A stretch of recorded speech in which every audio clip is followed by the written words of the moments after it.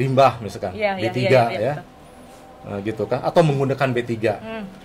Sehingga menimbulkan ancaman besar bagi lingkungan hidup. Kafe-kafe yang ada di alam hutan. Itu nggak jadi masalah. Selama tidak merusak lingkungan sebetulnya. Menggunakan dan mengelola bahan beracun. Menghasilkan, menggunakan ya. Dan akibatnya menjadi ancaman besar bagi lingkungan hidup.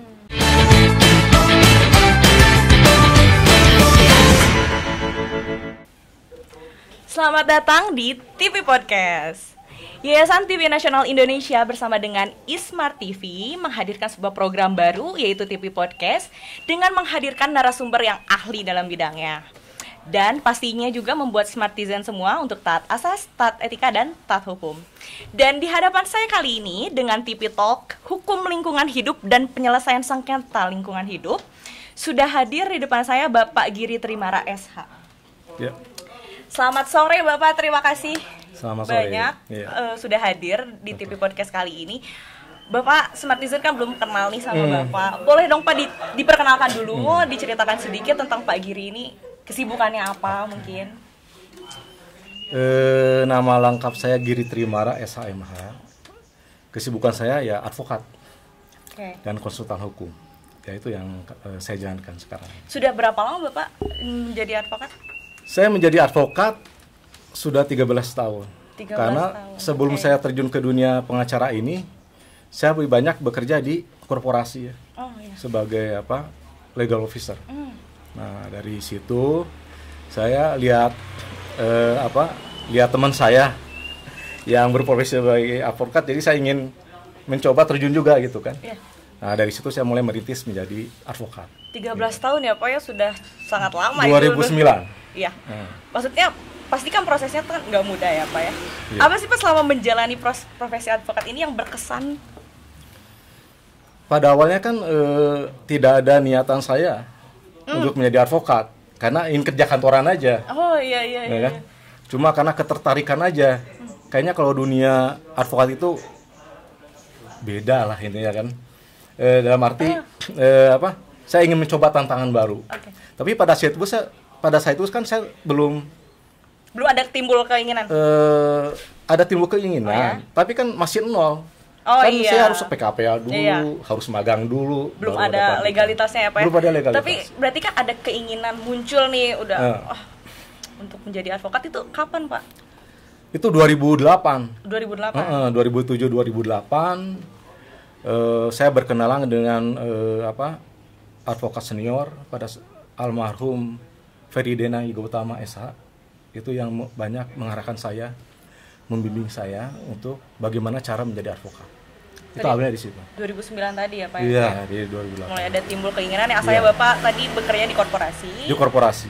Terus akhirnya timbul nih keinginan untuk menjadi advokat. Banting setir lah. Iya, banting setir. Selama 13 tahun nih, Bapak concern di bidang apa di Pak advokatnya? Pada awalnya saya kan banyak berkecimpung di Posbakum, Pengadilan Negeri. Iya. Dulu di Ikadin. Iya. Saya hampir 4 tahun di sana. Di Posbakum. Iya. Nangani perkara apa aja tuh Pak? Oh itu namanya Posbakum, perkara banyak kan. Pidana juga gitu kan, perdata juga. Itu pidana kenapa saya harus milik di Posbakum? Karena memang untuk latihan sebagai calon advokat, kalau menurut saya di situ tempatnya.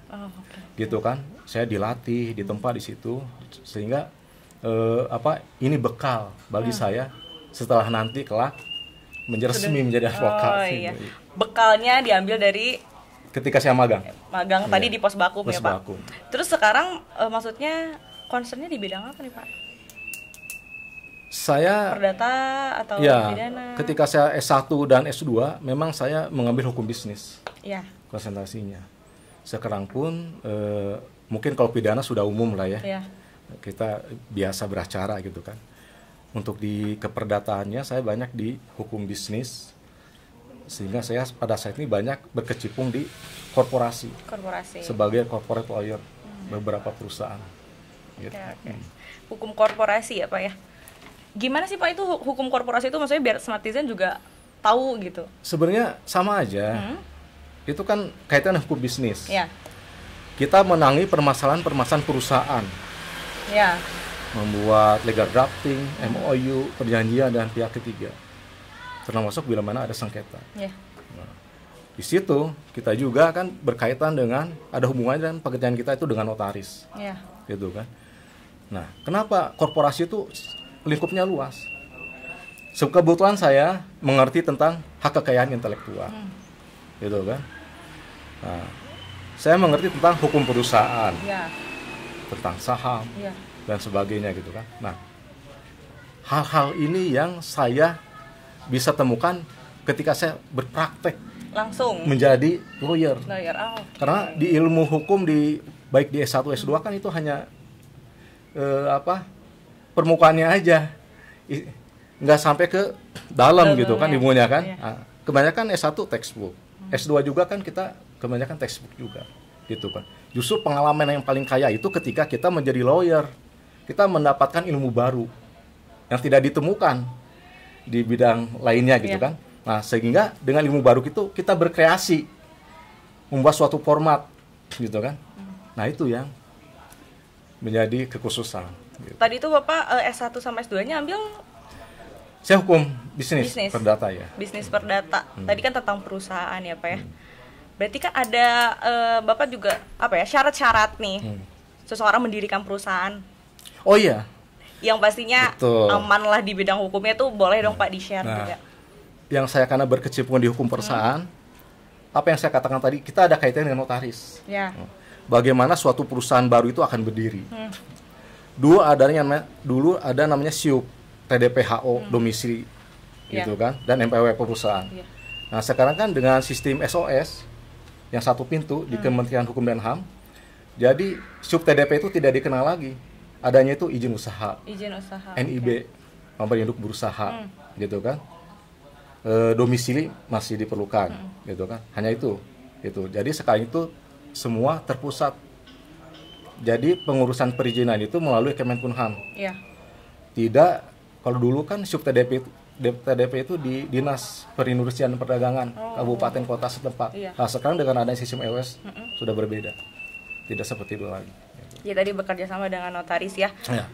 Nah, untuk mendirikan perusahaan kan kita juga harus memperhatikan lingkungan juga kan ya. Berarti berkaitan dengan hukum lingkungan. Berarti Bapak juga concern ke bidang itu, Pak? Jadi saya selain hukum bisnis, hukum dagang, kontrak, gitu seperti itu, saya mendalami juga kan hak intelektual kekayaan, hak itu.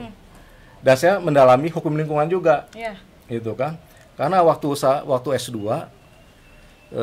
saya diarahkan, ada pembimbing saya itu diarahkan, coba kamu pelajari, gitu kan, tentang hukum lingkungan. Ini menarik loh. Kenapa? Masih jarang advokat yang yang ingin berkecimpung lah, ingin menangani perkara-perkara di hukum lingkungan. Padahal itu bagus sebetulnya, gitu kan. Nah, apalagi dengan bangsa Indonesia, sumber daya alam yang begitu melimpah, gitu kan. Baik dari hasil bumi, gitu kan, eksploitasi pertambangan, gitu kan, dan eksplorasi sumber air, laut, gitu kan, pencemaran lingkungan itu. Nah, itu harusnya kalau kita konsen dibilang gitu, ini sangat menarik hukum dengan itu, gitu. Kita asal menguasai apa yang terkandung dalam undang-undang lingkungan hidup. Undang-undang lingkungan hidup. Kenapa? Sejarah berdirinya undang-undang lingkungan hidup itu kan awalnya itu dengan dikeluarkannya undang-undang nomor 4 tahun 82. Gitu kan. Nah, setelah itu kan direvisi dan muncul undang-undang nomor 23 tahun 97. Nah, ini dua undang-undang ini mungkin pemerintah dan DPR memandang kurang adanya sanksi hukum terhadap pelaku pencemaran dan perusahaan lingkungan, sehingga dikeluarkanlah direvisi lagi Undang-Undang Nomor 32 Tahun 2009 tentang perlindungan dan pengelolaan lingkungan hidup. Nah, di sini awal munculnya suatu aturan di undang-undang itu yang memang memberikan jaminan kepada masyarakat, orang perseorangan yang merasa gitu kan kehidupannya dengan adanya eksploitasi, perusakan dan pencemaran lingkungan hidup merasa dirugikan, gitu kan? Ada perlindungan di situ. Satu. Yang kedua, menurut saya di Undang-Undang 32 tahun 2009 ini sudah mulai peran pemerintah pusat dan pemerintah daerah dilibatkan. Asalnya nggak ada Pak di peraturan sebelumnya? Nggak ada, dan kurang begitu tegas ya mengaturnya kan. Tapi di Undang-Undang Nomor 32 2009 itu secara tegas. Jadi kewenangan dari pemerintah pusat dan daerah untuk mengawasi kegiatan usaha, ya, mengawasi kegiatan terkait dengan perlindungan, pengelolaan lingkungan hidup. Menarik ya, maksudnya tentang tadi hukum lingkungan. Tadi berarti awalnya tuh hukum lingkungan itu dibuat tapi masih mentah lah ya Pak, maksudnya nggak ada ketegasan gitu. Perlu penyempurnaan perlu penyempurnaan gitu. Sampai akhirnya tadi ada perubahan lagi dan ada penjaminan tadi ya Pak untuk masyarakat, maksudnya yang berdampak, lingkungannya berdampak itu bisa.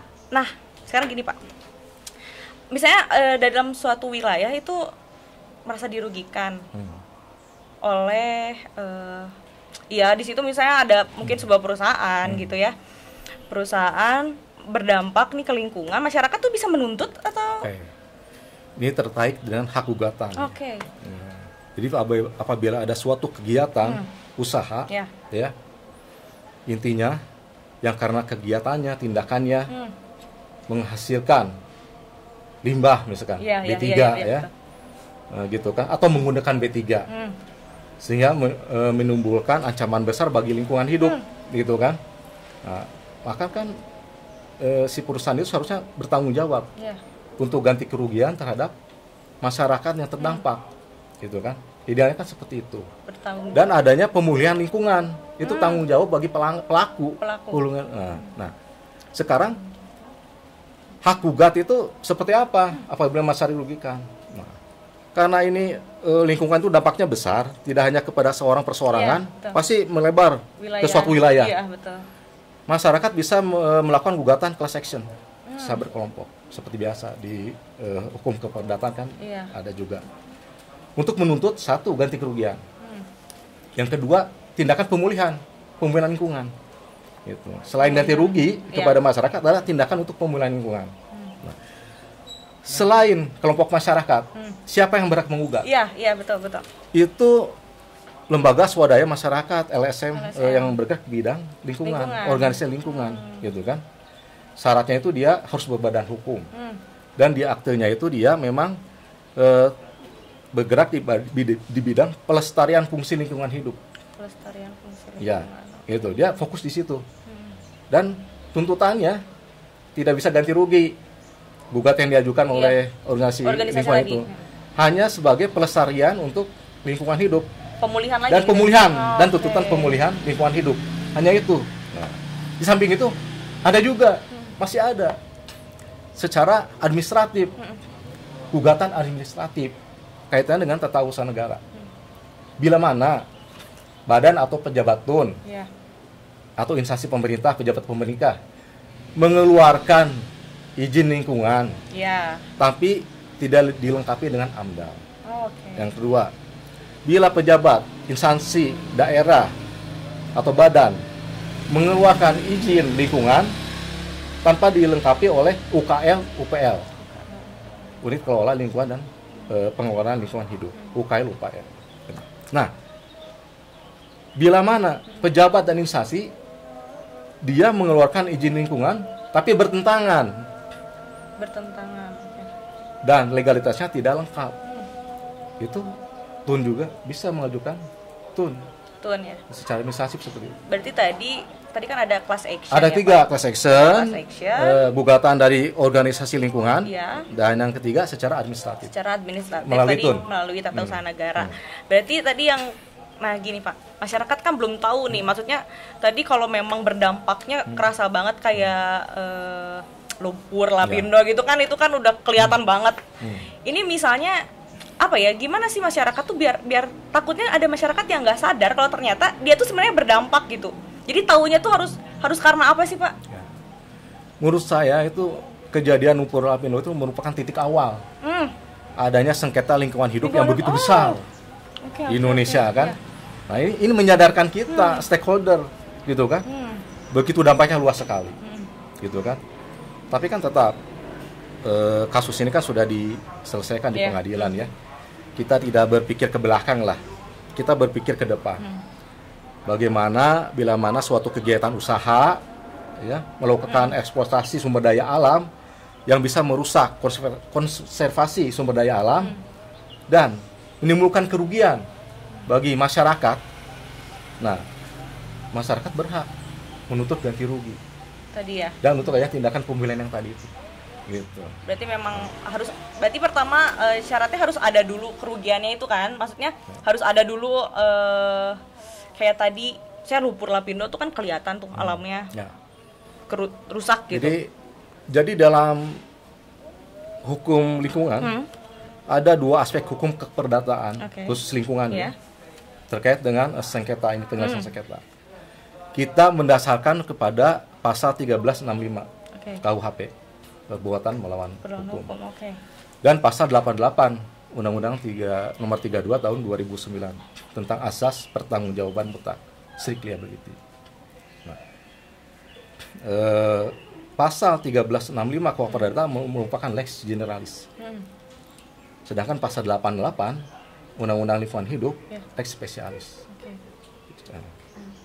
Asas pertanggungjawabannya berbeda. Bila mana di pasal 1365 KUHP perdata unsur kesalahannya harus dibuktikan dulu. Orang yang menyebabkan kerugian pada orang lain, berarti dia dengan kesalahannya dia harus mengganti rugi. Tapi unsur kesalahan harus dibuktikan dulu. Melalui proses hukum. Tetapi di pasal 88 tanpa perlu ada pembuktian unsur kesalahan. Tanpa perlu ada pembuktian. Karena mudah kok. Untuk menentukan bahwa si A, si B itu melakukan pelanggaran hukum di bidang lingkungan. Iya, betul. Satu contoh misalkan terjadi eksploitasi sumber daya pertambangan.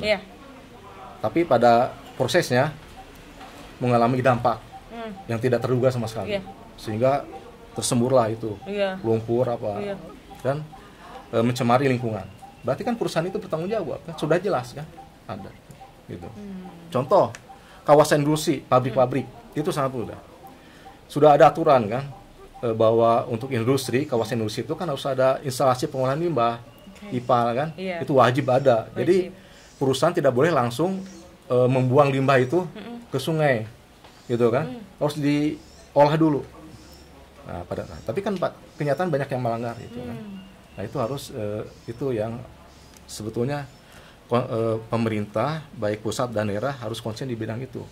Kita tahu akibat dari pencemaran dari industri kan, banyak ikan yang mati, sungai menjadi warnanya udah hitam pekat gitu kan, sawah jadi tidak produktif. Nah hal-hal itu kan yang perlu kita menjadi perhatian bersama lah, sehingga pengusaha juga harusnya menyadari itu. Dia tidak hanya mencari untung, tapi dia juga kan terkait dengan limbah juga kan mereka harus pikirkan. Memang untuk membuat instalasi pengolahan limbah itu biayanya nggak murah, mahal itu. Tapi kan memang itu keharusan kan, sehingga tujuannya kan limbah yang dihasilkan oleh industri tidak berdampak pada lingkungan sekitarnya ya Pak? Lingkungan sekitar, perubahan alam di lingkungan sekitar, masyarakat, mata pencarian seperti apa gitu kan. Nah itu tujuannya di situ. Gitu. Tadi kalau kita simak ya tentang pelanggaran hukum lingkungan ini banyak dilakukan oleh perusahaan. Maksudnya kayak tadi misalnya lumpur lapindo lah atau kebakaran hutan gitu kan ya. Terus ada minyak mentah yang tumpah di pesisir. Betul. Gitu kan. Saya mau tanya nih Pak,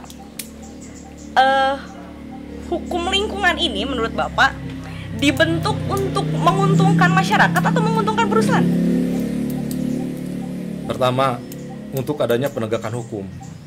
Kan hukum positif di Indonesia ya, itu undang-undang lingkungan yang sekarang Undang-Undang nomor 32 tahun 2009. Untuk adanya penegakan hukum. Dan untuk melindungi masyarakat juga. Jadi hak-hak masyarakat yang terdampak akibat pencemaran dan kerusakan lingkungan, ada kompensasi. Akan ada kompensasi untuk adanya ganti rugi. Berarti hukum lingkungan, hukum positif yang udah ada ini sudah cukup sebenarnya untuk melindungi. Untuk saat ini ya, ya. menurut saya dibanding undang-undang yang sebelumnya, Oke. ini lebih komprehensif, lebih bagus. Karena yang saya katakan tadi, ada keterlibatan pemerintah di situ. Sebagai pengawas tadi ya Pak ya? Contoh, kan pemerintah mengawasi suatu kegiatan usaha yang terbukti melanggar. Pemerintah, baik kementerian, gubernur, bupati, wali kota, bisa mengeluarkan sanksi. Bisa teguran lisan, kan? Paksaan, pembukuan izin lingkungan, dan pencabutan izin lingkungan di situ. Itu harus ada pengaduan dulu atau? Ya, kalau itu biasanya ada pengaduan atau langsung ditangani. Kalau itu berdampak besar ya. Oh iya. Nah, kalau pengaduan itu bisa disampaikan kepada, jadi ada dua penegakan hukum di bidang kepolisian itu. Kan ada pidana, ada perdatanya. Nah, kalau pidana kan melalui kepolisian. Kepolisian berperan di sini. Direktorat Kriminal Khusus ya. Nah, itu laporan ke sana atau bekerja sama dengan PPNS, penyidik pegawai negeri sipil di bidang lingkungan. Nah, nanti itu laporan itu diteliti. Betul nggak pengaduan masyarakat ini, gitu kan? Betul nggak datanya? Nanti ada cek lapangan di situ, seperti itu. Nah, itu untuk tindakan pidananya, gitu kan? Karena apa? Aspek lingkungan bicara tentang pidana ada, perdatanya ada. Oh iya betul. Pidana penjara ada, kurungan, dana juga ada, gitu diatur, gitu kan di undang-undang itu. Nah kalau perdata yang seperti tadi ya? Ganti rugi dan tindakan pemulihan lingkungan itu. Gitu. Maksudnya hukum positifnya udah ada. Udah ada. Sebenarnya udah cukup untuk melindungi masyarakat gitu ya. Tapi kenapa masih banyak ya Pak pelanggaran hukum lingkungan ini yang dilakukan oleh perusahaan? Apa memang hukumnya kurang tegas atau penegakan hukumnya? Jadi gini intinya, sepanjang kegiatan perusahaan itu melakukan eksplorasi, tidak menimbulkan dampak, ya, yang nggak jadi masalah kan? Iya. Itu toh nggak ada yang dirugikan kan? Gitu, misalkan. Apalagi keberadaan mereka itu menyerap lapangan kerja yang begitu banyak, itu kan? Asal tidak menimbulkan pencemaran dan perusakan saja itu sudah. Itu tandanya kan di situ. Kan gitu. Keamanannya di situ kan. Gitu. Yang jadi masalah itu adalah apabila terjadi. Nah, itu. Gitu kan? Pencemaran, perusakan memang yang menimbulkan habitat lingkungan tersebut terancam, rusak. Gitu kan? Dan merugikan masyarakat, gitu kan? Nah, itu yang menjadi titik persoalan di situ sebetulnya, gitu kan. Tapi sepanjang eksplorasi dilakukan secara aman, dan tidak menimbulkan masalah, ya nggak masalah. Berarti gitu, tadi kalau tidak menimbulkan sih sebenarnya nggak masalah ya Pak ya? Nggak ada masalah, gitu. Oke. Sama ini sih Pak, kan sekarang tuh sebenarnya wisata alam tuh lagi hits banget nih di Jawa Barat, betul ya? Apa sih healing katanya kan, tempat healing. Nah saya mau tanya nih Pak, kan maksudnya ini wisata alam, wisata di alam. Kan belum terjamin juga nih merusak lingkungan atau enggak nih sebenarnya. Gimana sih Pak syarat nih? Saya mau tanya dulu. Syarat pengusaha juga nih kan yang mau mendirikan usahanya apalagi melibatkan alam kan. Gimana itu? Nah, di Jawa Barat khususnya yang begitu banyak pemandangan yang bagus lah, ya. Destinasi wisatanya luar biasa, banyak pegunungan, kebun teh. Kebanyakan kan wisata alam ini di Jawa Barat dia bekerja sama dengan perhutani. Karena apa? Lahannya itu lahan milik perhutani. Ada MOU antara perhutani dan suatu perusahaan untuk mengembangkan kawasan wisata. Dan itu ada syarat-syaratnya, gitu kan? Syarat yang harus yang harus dipatuhi, gitu kan? Tidak serta-merta merusak areal kawasan perhutani yang ada di situ, gitu kan? Nah, yang berikutnya adalah bahwa sekarang lagi musim, kan? Lagi booming ya. Tempat-tempat berkemah, kafe-kafe yang ada di alam hutan. Itu nggak jadi masalah, selama tidak merusak lingkungan sebetulnya. Dan saya kalau lihat ya, saya ke Pangalengan, saya ke Ciwidey, saya ke Cikole, aman-aman aja itu. Saya lihat nggak ada masalah, malah lebih bagus kan. Jadi Jawa Barat khususnya Bandung tuh menjadi tempat destinasi wisata outdoor. Iya. Kan terkenal seperti Iya. itu. Memang dengan catatan sepanjang tidak merusak aja. Sepanjang Merusak dan tidak mencemari. merusak Kan dan- di situ intinya di situ kan. Oke. Berarti sepanjang tidak merusak dan mencemari sebenarnya Lingkungan. nggak apa-apa ya. Sebenarnya kan dikhawatirkan juga semakin banyak nih ke alam-alam nanti sisanya diganti tempat wisata semua, gimana? Nah, Apa ada batasan nggak sih Pak maksudnya? ya ketika Membuat wisata. suatu perusahaan mendirikan suatu kawasan wisata, dia kan harus memperhatikan lingkungan. Contohnya harus ada AMDAL, Iya. analisa mengenai dampak lingkungan, gitu kan. Nah itu kan ada syarat-syarat AMDAL dikeluarkan seperti itu. Apakah ini kegiatan ini apa beresiko atau tidak, gitu kan. Oh tadi lewat AMDAL tadi ya Pak? Iya. Apakah tempat wisata ini aman tidak, gitu kan? Atau kawasan wisata ini jangan-jangan nantinya menimbulkan suatu apa ya, bencana mungkin kan gitu. Misalkan adanya di lokasi rawan longsor, Iya, betul, pasti betul. itu tidak akan diberikan izin Oh, di situ kan. Memang kalau ini lokasi rawan longsor, mereka membuat suatu kawasan wisata di situ, pasti izin tidak akan keluar.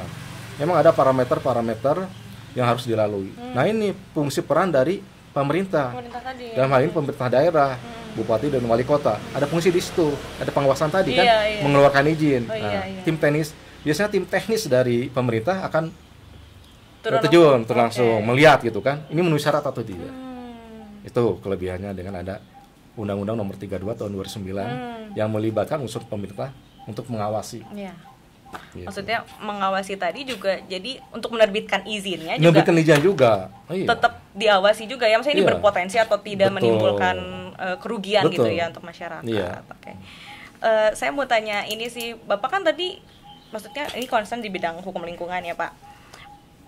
Kasus apa aja yang udah Bapak banyaknya nih di hukum lingkungan, pelanggarannya emang apa aja nih yang banyak? Saya lebih banyak membuat testimoni, tulisan-tulisan terhadap hukum lingkungan. Oke. Gitu kan.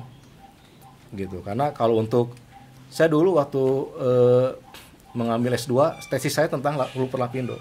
Oh yang Luper Lapindo tadi. Saya tesisnya di situ. Dan menarik gitu kan gitu. Tapi kalau jarang.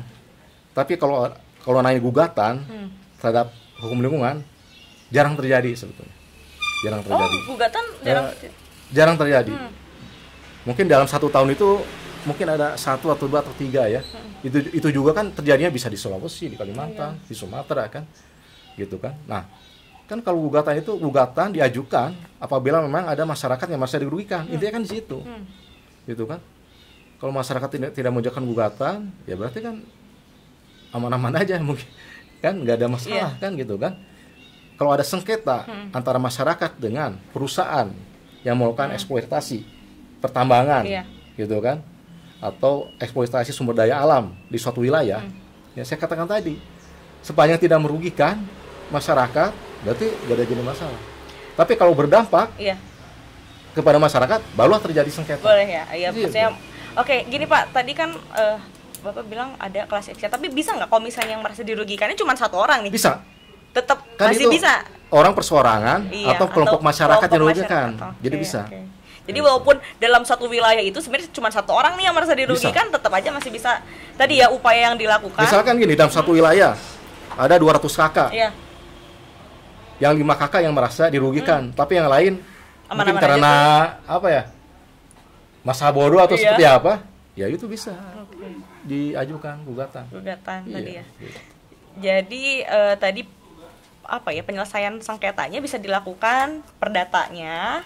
Tadi pidana juga bisa ya, pidana. bisa melakukan laporan juga kalau ada pelanggaran lingkungan hidup.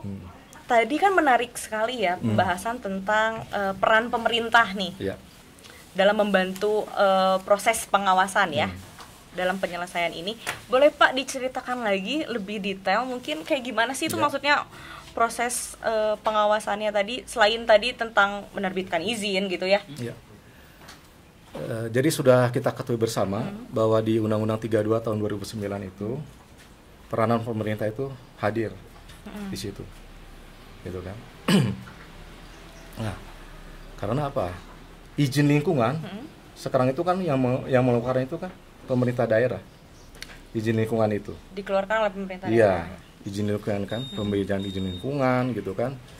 Termasuk sanksi yang tadi saya sebutkan, misalkan teguran lisan, paksaan dari pemerintah, pembekuan izin lingkungan, dan pencabutan izin lingkungan. Nah, kan. Di sini kalau teguran lisan kan otomatis itu sudah biasa kan. Pemerintah memberikan teguran terhadap apa-apa yang terjadi di kegiatan usaha di bidang lingkungan hidup. Nah, apabila kegiatan usaha itu tindakannya, kegiatan usahanya itu menimbulkan ancaman besar bagi lingkungan hidup, misalkan terbukti melakukan pencemaran dan perusakan lingkungan hidup, maka pemerintah bisa tidak harus dengan teguran lisan dulu, malah paksaan pemerintah, sanksi paksaan bisa diterapkan. Sanksi paksa itu kayak Contoh, iya. dia pemerintah untuk sementara memberhentikan kegiatan usahanya, gitu kan. Contoh, pemerintah mensegel alat-alat berat yang terkait dengan kegiatan usahanya, gitu kan. Itu bisa dilakukan itu bisa dilakukan sebelum ke sanksi yang lebih berat, pembekuan izin lingkungan. Berarti apa? Namanya pembekuan berarti dalam jangka waktu tertentu perusahaan itu dilarang untuk melakukan kegiatan eksploitasi kan di wilayah tersebut. Dan yang paling berat ya itu pencabutan izin. Berarti itu sudah sangat berat dan sudah bisa tidak ditolerir. Gitu. Tapi di undang-undang ini juga kan adanya suatu penilaian ya, yang disebut adanya analisa risiko terhadap suatu kegiatan, kegiatan orang perseorangan atau badan usaha, baik berbadan hukum dan tidak berbadan hukum. Nah, jadi ada bisa orang perseorangan, ada badan usaha, berbadan hukum dan tidak berbadan hukum. Ada analisa risiko terhadap kelangsungan dari kegiatan usaha tersebut selama beroperasi, gitu kan. Nanti kan di situ dilihat tentang pengkajian risiko seperti apa. Tadi analisa risikonya itu sama siapa, Pak? Itu dari unsur pemerintah. Oh, dari pemerintah sendiri. Iya. Dan biasanya kan di pemerintah kan ada dinas lingkungan, ada tim, gitu kan. Nah, itu ada penilaian di situ tentang pengkajian risikonya, pengelolaan risikonya, dan komunikasi risiko. Ini bertujuan agar tidak ada dampak yang mengantisipasi sebetulnya. Lebih lebih pasnya itu antisipasinya terhadap kemungkinan risiko yang muncul. Nah, gitu. Nah, sekarang pemerintah diberikan kewenangan lagi, adanya sistem informasi lingkungan hidup, gitu kan, sistem informasi lingkungan hidup. Jadi intinya pemerintah dan pemerintah pusat dan pemerintah daerah mengembangkan sistem yang terpadu terkait dengan pengelolaan lingkungan hidup, gitu kan. Nah, ini terjadi bila mana di suatu wilayah akan dikembangkan suatu wilayah eksploitasi, akan dibuatnya misalkan adanya pengeboran, gitu kan, eksploitasi sumber daya alam, batu bara. Nah, itu kan pemerintah akan tahu di situ, pemerintah daerah, gitu kan. Dan mereka akan memberikan sistem informasi. Ini sistem informasi gunanya buat apa?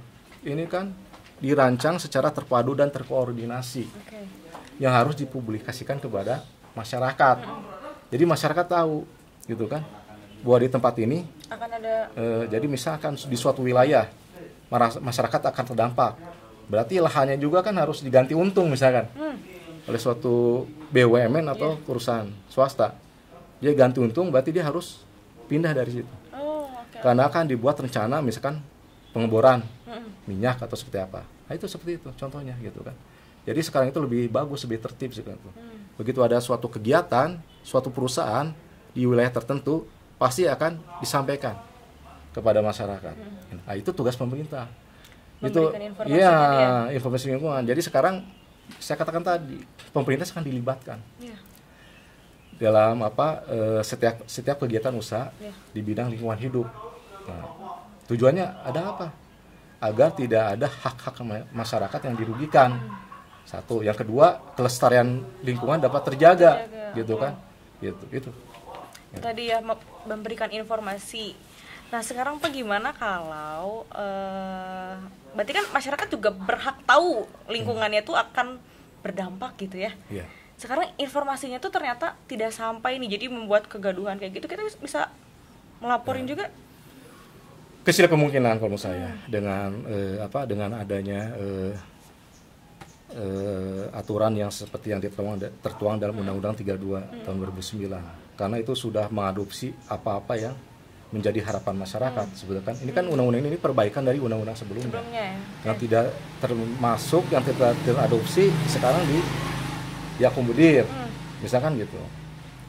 Masalah kasus, contoh yang di Tuban itu kan, yang masyarakat kayak mendadak beli mobil, beli yang di Jawa Timur. Okay. Itu dampak dari ada rencana suatu kegiatan eksploitasi di situ. Ada rencana aja teh. Dan kenapa masyarakat bisa untungnya dari mana? Kan lahannya dibeli oleh pemerintah, misalkan kan. Lahannya kan ganti untung kalau menurut saya, bukan ganti rugi. Okay. Nah, sehingga masyarakat harus mengosongkan suatu wilayah itu, gitu kan. Gitu, harus pindah ke wilayah itu. Dan masyarakat secara ekonomi kan dapat materi uang dari situ. Kita lihat di berita kan, mereka beli mobil kan luar biasa kan, seperti itu. Nah, hal seperti itu berarti apa? Informasi itu kan disampaikan kepada masyarakat. Tidak mungkin tidak, itu harus, karena itu keharusan gitu. Sehingga ekses negatif yang timbul tidak akan terjadi gitu kan, diminimalisir dan malah tidak akan terjadi. Karena masyarakat sudah tahu di sini akan dijadikan apa, di tanah itu mengandung apa, misalkan cadangan minyak atau apa. Nah, masyarakat terus, dan itu harus kewenangan pemerintah untuk mengeksplor. Misalkan dalam ini, misalkan Pertamina akan melakukan eksploitasi minyak bumi di situ. Nah, dampaknya apa? Lahan yang akan digunakan kan harus dikosongkan, harus diambil alih oleh pemerintah. Masyarakat terus direlokasi ke, ada aturan lah, tidak boleh dekat dengan wilayah eksploitasi itu. Nah, seperti itu. Gitu. Berarti tadi ya dengan adanya undang-undang yang baru ini kan, sebenarnya bukan baru ya. Undang-Undang 32 tahun 2009. Iya, perubahan dari undang-undang sebelumnya. Iya, perubahan undang-undang sebelumnya ini 2009.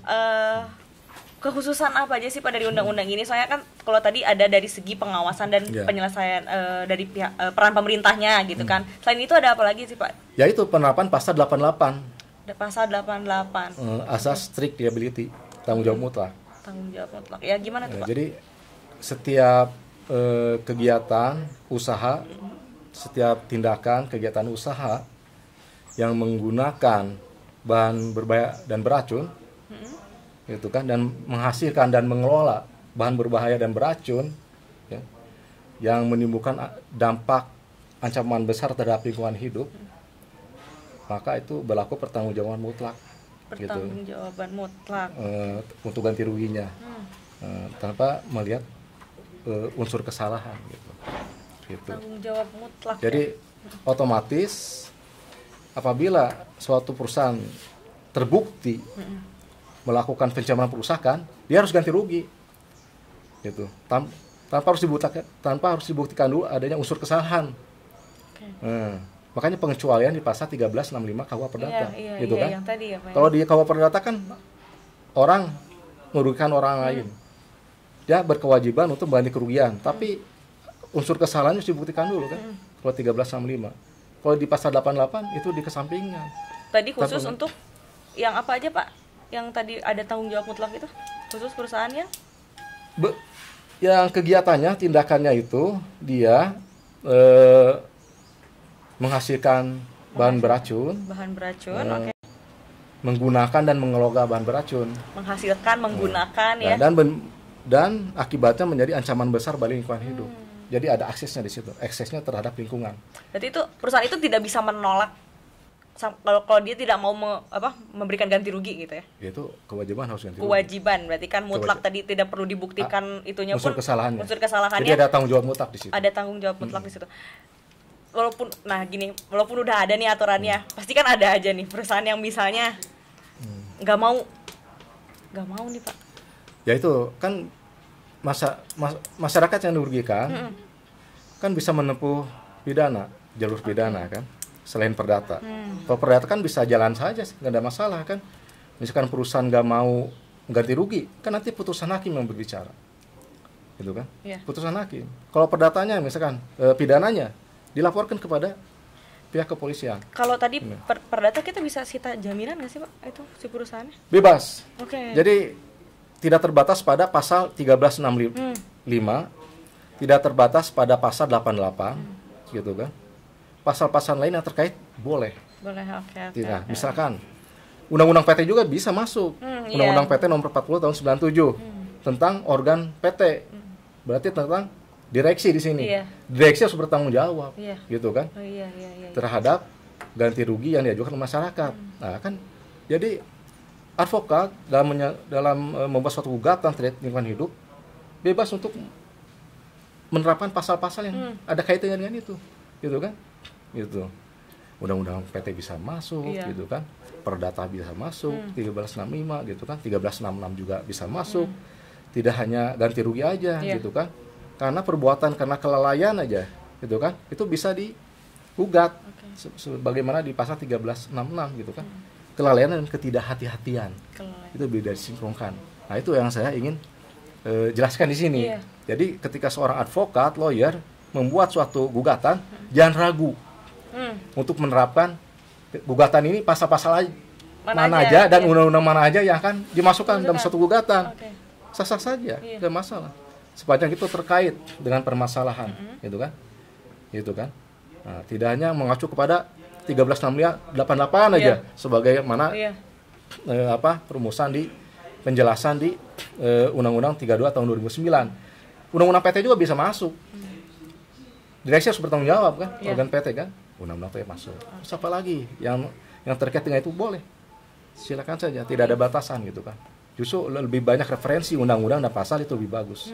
Gitu. Oke, tadi kan kita bisa gugatan ya di pengadilan. Terus laporan polisi juga tadi kalau misalnya nggak mau nih bertanggung jawab, pidananya bisa juga gitu ya. Terus tadi kalau tentang kebijakannya PT UN gitu kan Pak.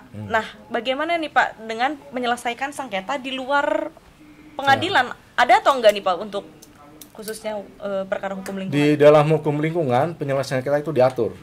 Apabila para pihak ingin melakukan penyelesaian sengketa di luar pengadilan.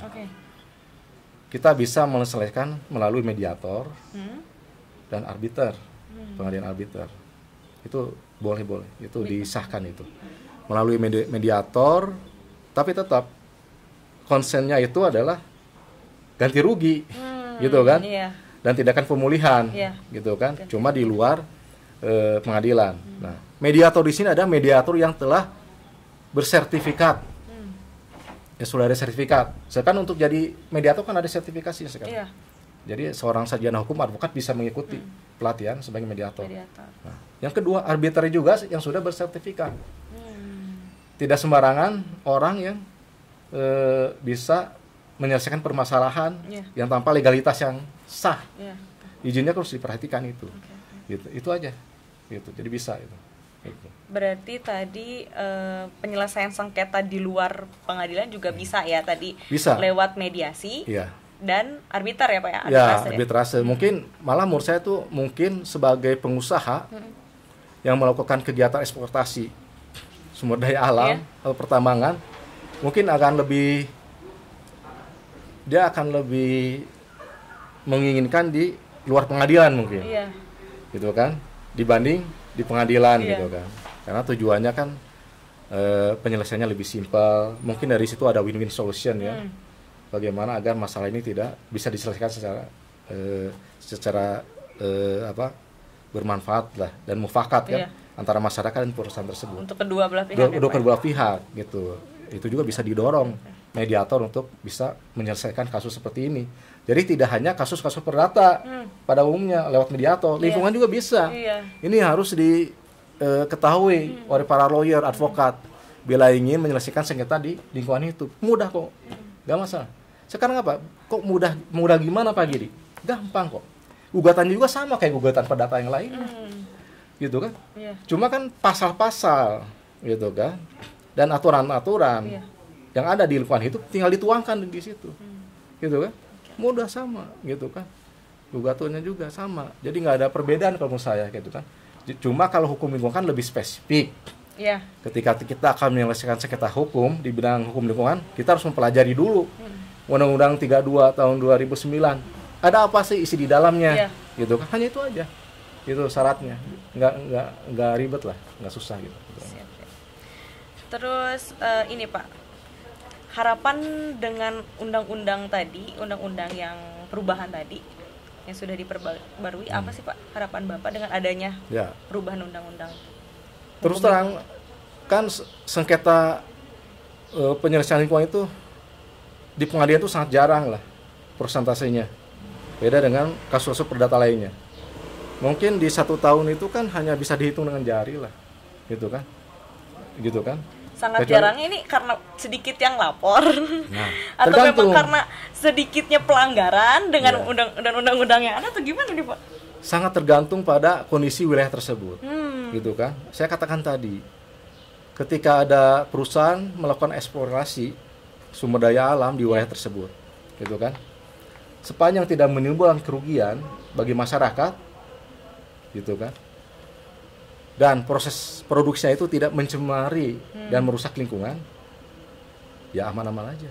Apalagi perusahaan merekrut pekerja di masyarakat sekitar, nah itu kan lebih aman kan, tidak masalah sebetulnya kan, gitu. Jadi hitung sedikit lah tadi ya Pak? Ya, tapi saya tetap, walaupun sengketa lingkungan hidup di pengadilan belum banyak,